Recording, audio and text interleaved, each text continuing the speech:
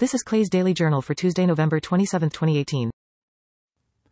Hey, this is Clay. Welcome to the Nomics update for today. And today I want to talk about something that's come up a few times here in the last month. And we actually get a few bug logs, right? Bug alerts from our community that essentially come in and say the following.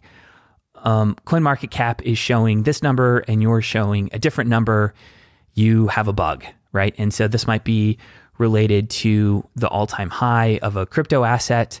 They might be telling us that the volume numbers that we're reporting for a given exchange are different than what CoinMarketCap is reporting. Or even in some cases different from what the website itself is reporting. And usually they're slight variations.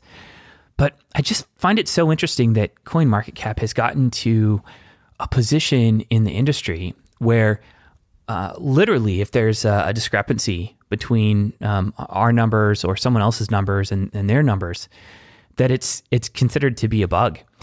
And I want to stay open-minded about this. Sometimes when this kind of thing is brought to our attention, there is something notable to explore there, right? Maybe we should reconsider our pricing methodologies. But for the most part, we've been extremely open about our pricing methodologies, and other sites, including CoinMarketCap, has not. For example, we have an entire article on our blog written about how we price crypto assets, and it's not just a line or two explaining the methodology. It's an entire article with math and tables.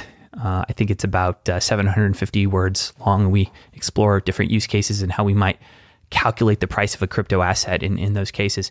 Same with all-time high. We have an article, a long-form article written about how we calculate all-time high.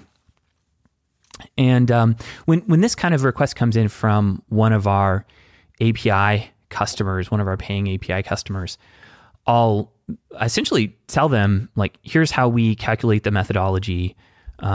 Here's the data behind it. Do you agree with the data? If so, if the answer is yes, do you think this is good data? And if you agree with our methodology, then this number should serve you well. And I'll also let those customers know, or anyone else who's using our data know that if they want to use alternative methodologies for calculating these things, they absolutely can, because we give everyone all the raw data that they need to calculate these things themselves. We have, for the most part, every single trade on every single trading pair on every exchange, going back to the very beginning of those trading pairs on those exchanges.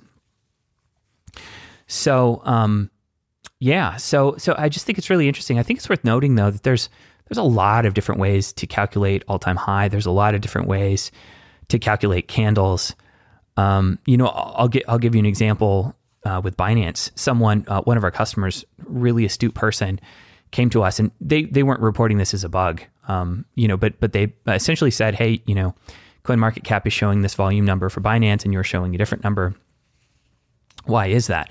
And it essentially came down to the fact that we price Tether, right? TUSD is the ticker symbol. We price Tether differently than CoinMarketCap prices Tether. We have there's slight variations in the price of Tether to the US dollar. So because Binance is the largest exchange, and because all of Binance's largest markets, at least as of the recording today, are priced in Tether, if there's a slight variation in the price of Tether between us and Binance is doing, hundreds of millions of dollars per day, sometimes, billions, then we're absolutely going to be showing different volume numbers. But I think it's really time for us as a community to just stop accepting, calculations in this space. There's so many factors and so many different ways to price these assets.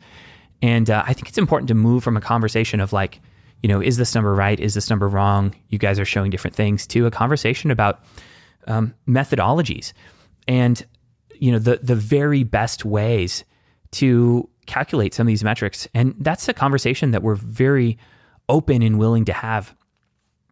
So I'm a member of I'm a LP, limited partner, in a few different cryptocurrency hedge funds, and they all report the NAV to us in thus far, according to CoinMarketCap's data. And it's really interesting. Like, are they reporting the NAV at the end of the day? And like, here's some things to take into consideration. Are they reporting the NAV against well, first thing, are they reporting the NAV? Thing number one, are they reporting the NAV as of the close of the day in the time zone that the fund is located in? Are they reporting the NAV against data informed by the exchanges only that they trade on and the trading pairs that they trade on, right? That's a very different data set. Or are they pricing their NAV based on volume weighted averages from all the exchanges that CoinMarketCap has data coming in from? I think there's a solid argument for reporting NAV based on end of the day numbers for the for the location of the fund, and only pricing the data based on the exchanges that fund uses. And in fact, only pricing the NAV based on the trading pairs on the exchanges that they use, again, at the close of day for the location where their fund is. So anyway, there's just so many things that go into price. And I think having a more open dialogue about how things are priced is really helpful, not just for institutional investors, but anyone interested in economics and finance. There's just so much translation that's happening in a space. And what we see a lot of our competitors doing is using information twice, right? So an asset like 0x might be used to price Ethereum, but then Ethereum is used to price 0x. So there's this sometimes this recursive loop, and that can really skew the numbers. So anyway, let me know if you have any questions or thoughts about pricing methodology. We've been very open about what we do, but we're looking to publish more articles about methodology as well. So if there's anything you'd like to know about how we do things, please let me know. We're all ears over here. In addition, if you have I should close out with this. If you have a question that you'd like to ask me and address on this podcast, please send me an audio message directly to my the one-on-one Telegram channel.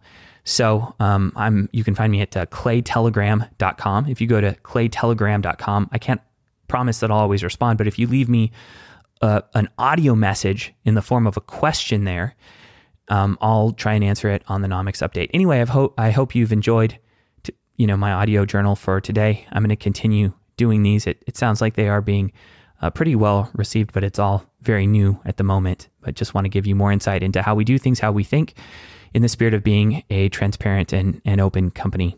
All right, take care. Bye.